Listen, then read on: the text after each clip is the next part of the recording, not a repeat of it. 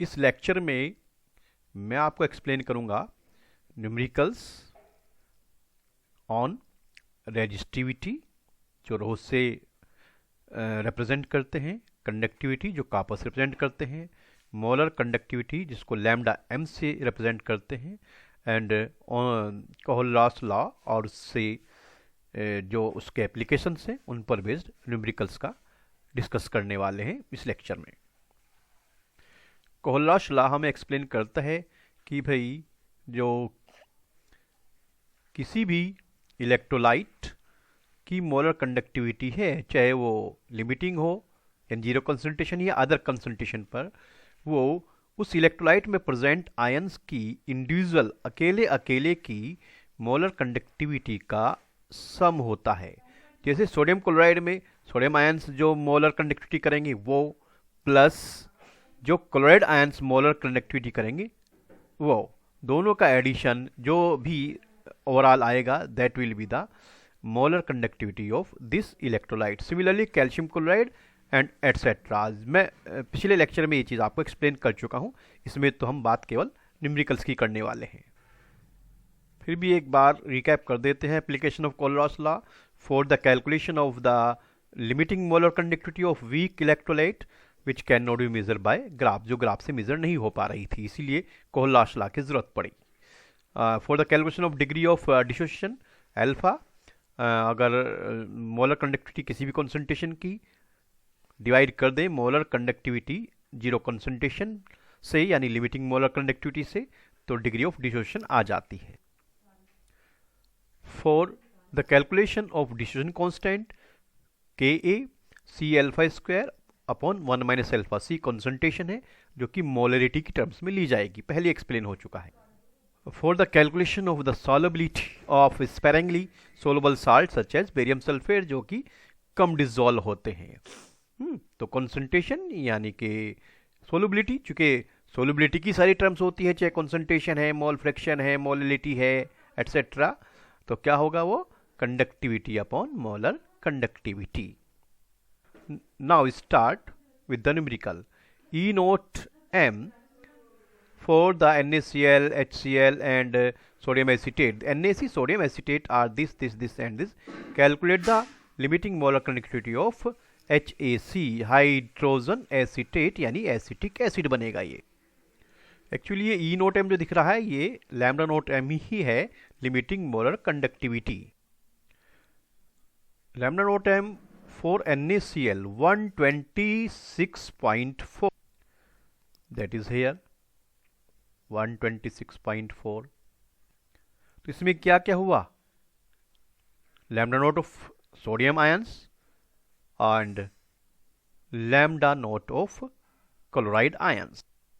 Lambda note of HCl 425.9, that is here lambda note for HCl limiting molar conductivity for HCl 425.9, इसमें hydrogen ions and chloride ions की limiting molar conductivity का सम है। Sodium acetate 91.0, sodium acetate की limiting molar conductivity 91.0, जिसमें sodium ions and acetate ions available हैं। हमें find करना है limiting molar conductivity for HAC hydrogen acetate जो कि एसिटिक एसिड बनेगा। अब हाइड्रोजन एसीटेट की लिमिटिंग मोलर कंडक्टिविटी फाइंड करने के लिए हमारे पास होने चाहिए हाइड्रोजन आयंस जो ये रहे एंड एसीटेट आयंस। अब हाइड्रोजन आयंस कहाँ से प्रोवाइड होंगे, हाइड्रोजन आयंस मिलेंगे हमें HCl से, दिस वन, ये हाइड्रोजन आयंस है यहाँ पर। और एसीटेट आयंस कहाँ से मिलेंगे, एसीटेट आयंस मिलेंगे सोडियम एसीटेट में से, दिस इज हेयर। अब हमें ये दोनों चाहिए hydrogen ions and acetate ion जो कि सेकंड इक्वेशन में है और थर्ड इक्वेशन में है, तो इसलिए हम क्या कर रहे हैं सेकंड प्लस थर्ड, ताकि हाइड्रोजन आयंस भी आ जाएं और एसीटेट आयंस भी आ जाएं। लेकिन साथ में कौन कौन आ गए हैं, क्लोराइड भी जरूर आएगा जब सेकंड इक्वेशन लेंगे एंड सोडियम भी जरूर आएगा जब थर्ड इक्वेशन लेंगे। अब ना तो हमें क्लोराइड चाहिए ना सोडियम, क्योंकि सोडियम एसिटिक एसिड में HAC में तो हाइड्रोजन और एसीटेट ही है। अब ये सोडियम आयन जो आ गए हैं एंड क्लोराइड आयन आ गए हैं, इनको कैसे रिमूव करें? तो उसका ऑप्शन हमारे पास है, फर्स्ट इक्वेशन में देखें सोडियम आयन से एंड क्लोराइड आयन से। अगर सेकंड प्लस थर्ड में से फर्स्ट को माइनस कर दें तो जो आपका ये क्लोराइड आयन आ गया था, क्लोराइड आयन इस तरह से क्लोराइड आयन इस क्लोराइड आयन से कैंसिल हो जाएगा, और ये सोडियम आयन जो आ गया था ये कैंसिल करने के लिए हमने लिया है ये फर्स्ट से, तो ये भी कैंसिल हो गया। तो इस तरह से हमारे पास केवल क्या बचा है, only we have now sodium ions and acetate ion, sorry hydrogen ions and acetate ions. Now we have only hydrogen ions and acetate ions, और दोनों से मिलके बनता है हाइड्रोजन एसीटेट यानी एसिटिक एसिड। तो कैसे सॉरी अब कैसे अचीव हुआ ये? It can be achieved by second equation plus third और माइनस फर्स्ट। आप इसको रफली करके भी देख सकते हैं। तो सेकेंड इक्वेशन में वैल्यू है 42.9, थर्ड में 91 और फर्स्ट में 126.4। इन दोनों को प्लस किया, दीज टू को प्लस कर रहे हैं, और उसमें से दिस वन को माइनस करेंगे तो हमारे पास रिजल्ट आ जाएगा 390.5 साइमन सैंड स्क्वायर पर मोल। तो यहां क्या क्लियर हुई है बातें? यहां पर क्लियर हुआ कि ये जो आपका एसिटिक एसिड है, H एसीटेट, जिसे एसिटिक एसिड बोलेंगे, चूंकि H पॉजिटिव आयन और एसीटेट आयन, एसीटेट और हाइड्रोजन बन गया एसिटिक एसिड। तो ये क्या होता है आपका, ये है वीक इलेक्ट्रोलाइट। अब वीक इलेक्ट्रोलाइट की लिमिटिंग मोलर कंडक्टिविटी हम जो फाइंड कर रहे हैं वो किसके थ्रू फाइंड कर रहे हैं? सोडियम क्लोराइड स्ट्रॉन्ग होता है, HCl भी स्ट्रॉन्ग होता है, और सोडियम एसीटेट भी स्ट्रॉन्ग होता है। तो दिस वीक एसिटिक एसिड, इस वीक एसिटिक एसिड जो मैंने दिखाया है CH3COOH की लिमिटिंग मोलर कंडक्टिविटी फाइंड करने के लिए हमें इन स्ट्रॉन्ग, मैंने लिखा strong STRONG, strong sodium chloride HCl and sodium acetate की लिमिटिंग मोलर कंडक्टिविटी का सहारा लेना पड़ा है, और परफेक्टली यहीं से एक्सप्लेन हो रहा है कोहलॉश लॉ कि एसिटिक एसिड जो कि वीक इलेक्ट्रोलाइट है उसकी लिमिटिंग मोलर कंडक्टिविटी का स्ट्रॉन्ग इलेक्ट्रोलाइट की लिमिटिंग मोलर कंडक्टिविटी के through calculation, this is only possible through Kohlrausch law. Look this very important numerical, that is resistance of a conductivity cell filled with 0.1 mole per liter. KCl solution is 100 ohm. If the resistance of the same cell when filled with 0.02 mole per liter KCl solution is 520, calculate the conductivity and the molar conductivity of 0.02 mole per liter KCl solution. The conductivity of 0.1 mole per liter, so KCl solution is this one. तो जानने की कोशिश करें यहां पर क्या क्या चीजें गिवन है। 0.1 m मोल पर लीटर या m या मोल पर लीटर KCl सॉल्यूशन। तो ये 0.1 और 0.1 के बारे में क्या क्या गिवन है? गिवन मटेरियल 0.1 मोल पर लीटर जो KCl सॉल्यूशन है, 0.1 मोल पर लीटर कॉन्सेंट्रेशन वाला जो KCl है उसके लिए resistance 100 ohm. This one ohm से पता चल गया यूनिट से कि ये रेजिस्टेंस है, इसलिए इसे कहा रेजिस्टेंस 100 ओम। किसके लिए? 0.1 मोल पर लीटर जो मैं ग्रीन से शो कर रहा हूं। अब आगे क्या प्रोसीडिंग है कि this one the conductivity of 0.1 mole per litre KCl solution is this. तो इसका मतलब है कि ये जो यहां पर कंडक्टिविटी है, देखिए यहां से पढ़िए कंडक्टिविटी, सिर्फ इसको देखिए, कंडक्टिविटी इज 1.29 साइमन पर मीटर। साइमन पर मीटर या साइमन सेंटीमीटर किसका यूनिट होता है? कंडक्टिविटी का। तो इसका मतलब ये जो वैल्यू यहां पर गिवन है, this value given here must be only and only conductivity. अब देखिए 0.02 मोल पर लीटर केसीएल, जो केसीएल सेल है 0.02 मोलरिटी या कंसंट्रेशन वाला, उसके लिए रेजिस्टेंस है 520 ओम। ये जो सिंबल यहाँ पर ओम दिख रहा है, ये यूनिट अपने आप बता रहा है कि ये 520 कुछ और नहीं, सिर्फ और सिर्फ रेजिस्टेंस है। किसका है? केसीएल सॉल्यूशन का है। कौन से वाले का है? जिसकी कॉन्सेंट्रेशन 0.02 है, उसी को यहाँ पर लिखा है 4C2, यानी 0.02 कॉन्सेंट्रेशन वाले के लिए रेजिस्टेंस 520 ओम जो वहाँ पर गिवन है। अब आगे बात करें, क्या करना है? कैलकुलेट क्या करना है? Calculate, look here, calculate the conductivity and molar conductivity of 0.02 mole per litre KCL solution. अब जो हमें कंडक्टिविटी फाइंड करनी है या मोलर कंडक्टिविटी फाइंड करनी है, तो 0.02 मोल पर लीटर केसीएल, जो केसीएल सॉल्यूशन है 0.02 कॉन्सेंट्रेशन का, उसके लिए हमें फाइंड करना है क्या? Conductivity and molar conductivity. This one किसके लिए?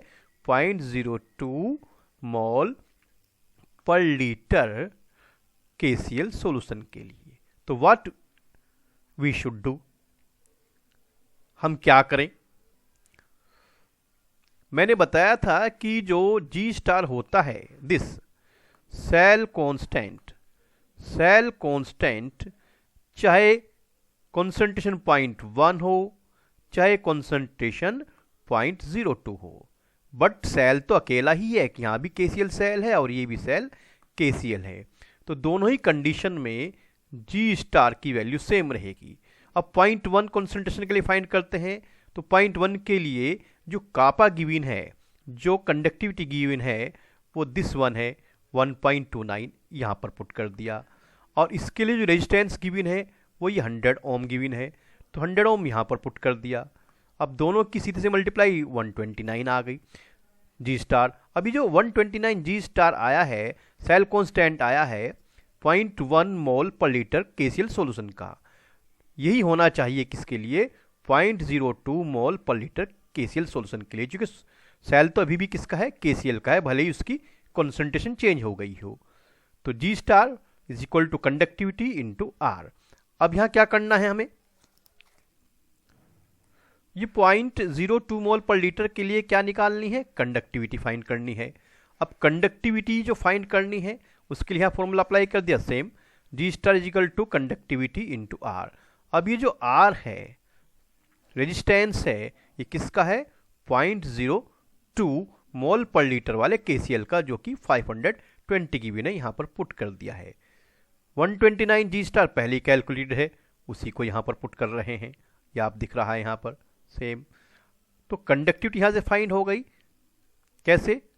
520 इधर 129 के अपॉन में चला गया, तो कंडक्टिविटी आ गई कैलकुलेशन करने से 0.248 साइमन मीटर इनवर्स। अब साइमन मीटर इनवर्स में पहले कंडक्टिविटी थी, तो ये भी किसी में आएगी? साइमन मीटर इनवर्स में ही आएगी।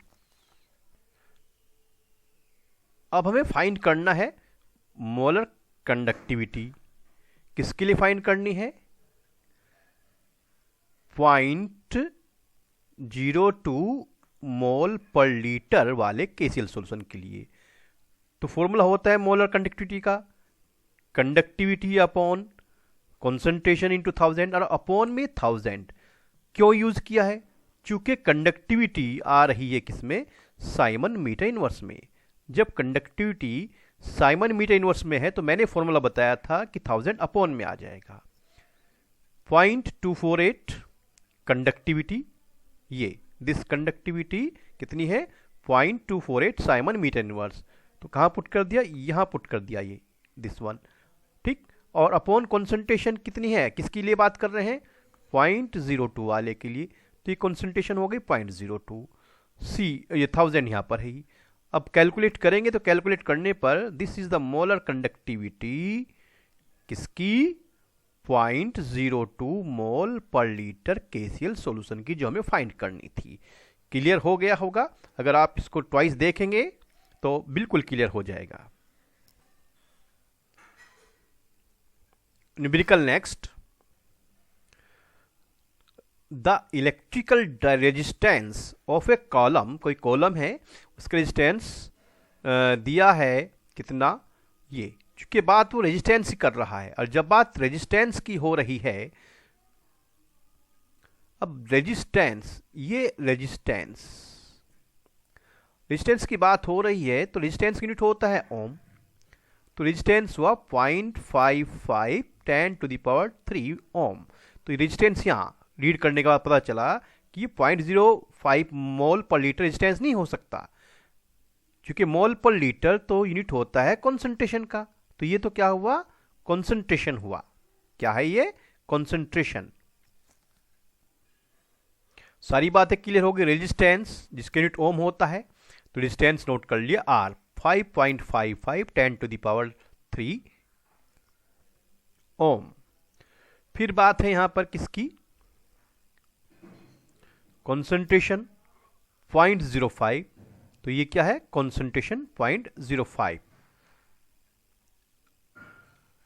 फिर बात करते हैं किसकी, डायमीटर 1 सेंटीमीटर। अब रेडियस क्या होता है, डायमीटर का हाफ होता है 1/2, तो 0.5 सेंटीमीटर हो गया है। लेंथ 50 सेंटीमीटर, तो L 50 सेंटीमीटर। तो सारी वैल्यूज हमने पुट कर ली हैं जो गिवन है। कैलकुलेट इट्स रेजिस्टिविटी, ये रो, कंडक्टिविटी का आपस से प्रेजेंट है, and this is the molar conductivity lambda m। तो ये तीनों चीजें फाइंड करनी है 1 by 1। तो रेजिस्टिविटी का फॉर्मूला होता है R into a area upon L into length. तो रो R रेजिस्टेंस कितना गिवन है, ये 5.55 10⁻³ यहां पुट कर दिया R की जगह। ए क्या है, एरिया, एरिया कैसे फाइंड किया, πr², पाई 3.14, R 0.5, ये रहा R 0.5, तो 0.5 क्यों, 2 टाइम्स, चूंकि ये स्क्वायर है इसलिए 0.5 इंटू 0.5, तो एरिया आ गया 0.785 सेंटीमीटर स्क्वायर।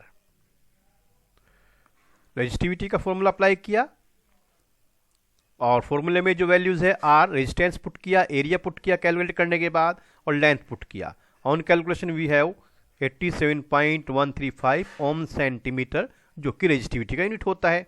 सेंटीमीटर क्यों है, लेंथ किस में ली गई है, सेंटीमीटर में ली गई है, एरिया भी किस में लिया है, सेंटीमीटर स्क्वायर में।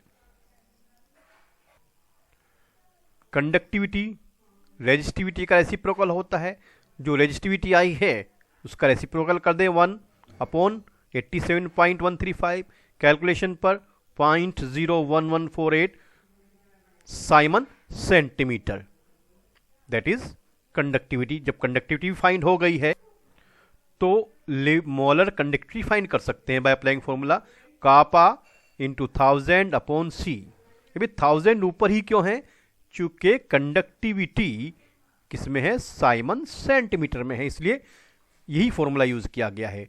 कंडक्टिविटी की वैल्यू पुट कर दी, कंसंट्रेशन 0.05 हमें दे ही रखा है पहले से ही, ये रही concentration 0.05।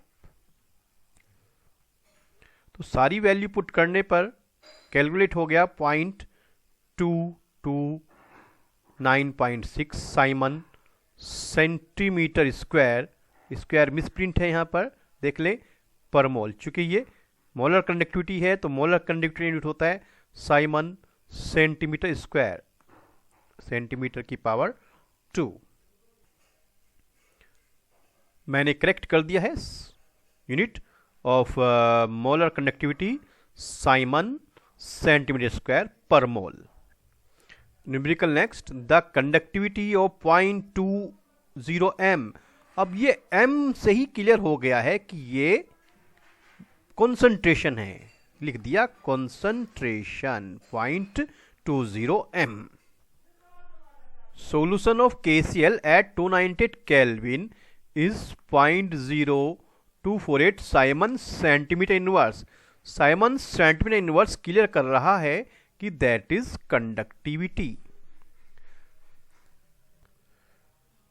Calculate its molar conductivity. तो मोलर कंडक्टिविटी हमें फाइंड करनी है। तो मोलर कंडक्टिविटी फाइंड करनी है तो फॉर्मूला अप्लाई कर दे, कापा इंटू 1000 अपॉन सी। 1000 ऊपर ही क्यों, क्योंकि फिर से जो कंडक्टिविटी है किसमें, साइमन सेंटीमीटर इनवर्स में है। On putting the value of conductivity 0.0248 into 1000 already है और concentration 0.02 m। We have the answer 124 siemens centimetre square mole inverse. In the next numerical, the resistance of the conductivity cell containing. फिर से देखिए 0.001 m। तो ये तो क्या है, कॉन्सेंट्रेशन। यूनिट इससे पता चलता है कि हमें गिवन क्या है, कॉन्सेंट्रेशन है। KCl solution at 298 Kelvin is 1500 ohm।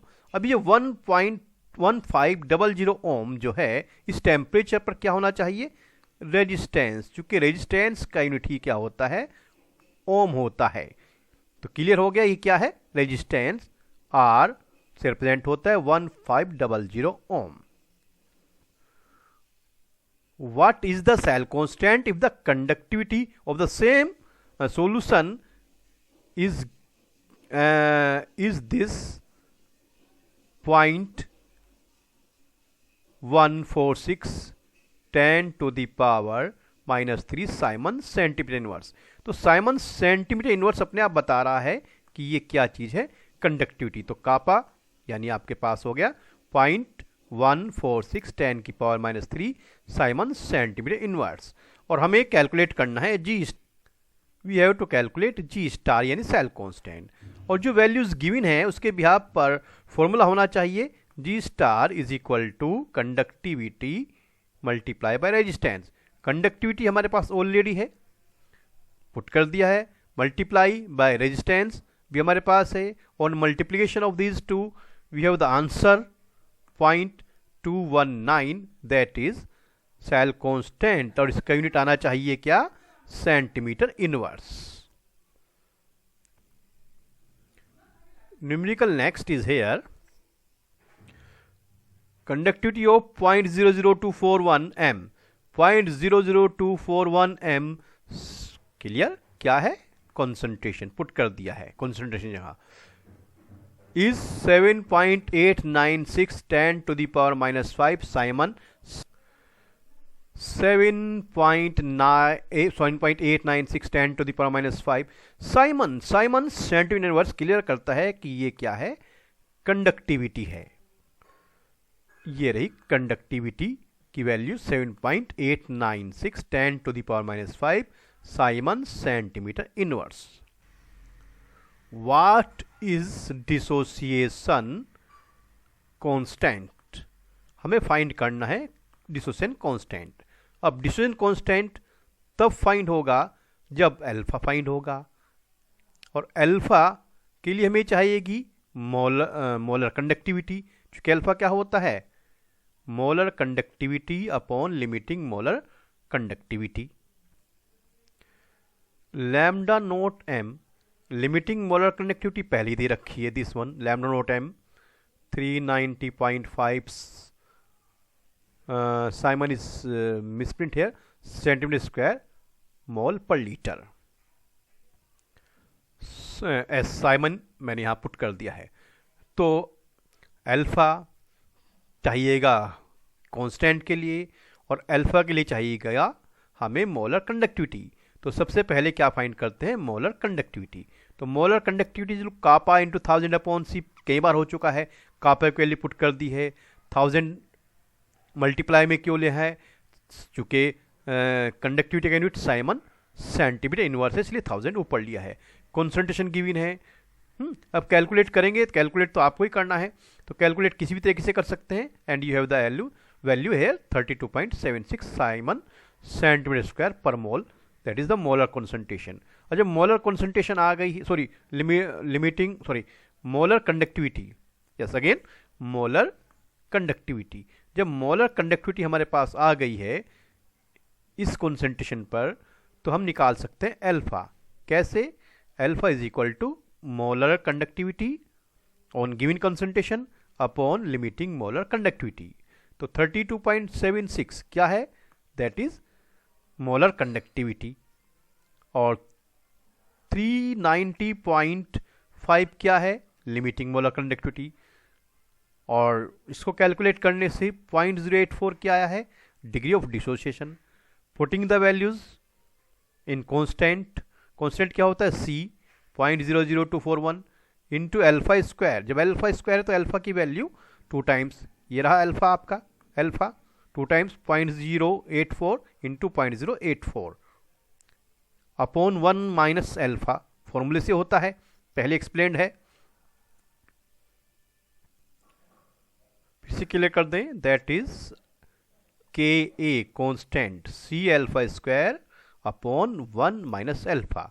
उसी फॉर्मूले को यहाँ पे लिया गया है, C की वैल्यू पुट कर दी, alpha square alpha 2 times multiply upon 1 minus 0.084। After solving we have the value of constant 185.6 into 10 to the power -7। अब ये डेसिमल को यहाँ से इधर शिफ्ट कर दें, जब 2 डिजिट साइंटिफिक नोटेशन में करने के लिए, अब 2 डिजिट गए हैं लेफ्ट साइड में तो पावर 2 प्लस हो जाएगी, तो -7 में जब 2 प्लस करेंगे तो बचेगा -5। -7 में -7 प्लस 2 इज इक्वल टू -5। तो इस तरह से ये पावर -5, फिर से बता दें कि 0.2 को लेफ्ट साइड में 2 डिजिट लिया है तो पावर 2 प्लस हो गई, -7 पहले से थी, plus 2 is equal to -5, sorry is equal to -5, and that is the absolutely correct answer of the question. Next lecture में बात करेंगे Faraday's law and numericals based on it. Thanks.